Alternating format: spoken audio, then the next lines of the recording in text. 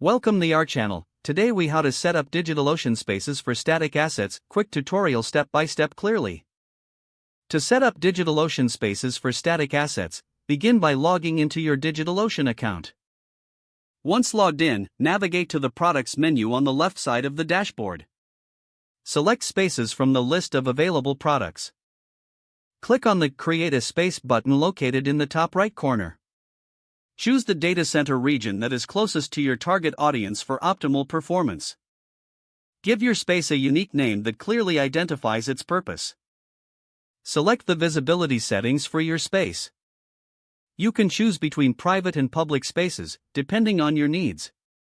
After configuring these settings, click on the Create a Space button. Now your space is created, and you'll be redirected to its dashboard. To upload static assets, click on the Upload button in the top right corner.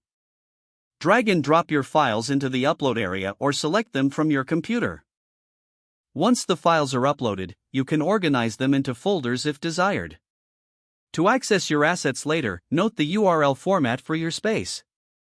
The URL will be structured as your-space-name.nyc3.digitaloceanspaces.com for the NYC3 data center. To manage permissions, select the Settings tab in your space dashboard. Here, you can set up additional security features, such as CORS configuration. If you need to serve your assets via a custom domain, navigate to the Domains section. Add the desired custom domain and configure your name records accordingly. Once your domain is verified, you can serve your assets from there. DigitalOcean Spaces also integrates easily with various content delivery networks, or CDNs. Consider enabling CDN for faster content delivery to your users.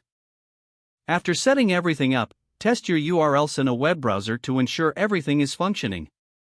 Your DigitalOcean space is now ready for hosting static assets.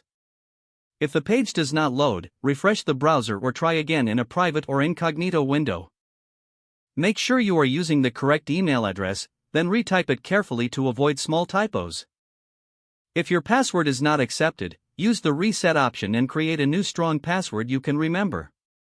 Check your spam folder for verification or security emails, then complete any requested confirmation steps.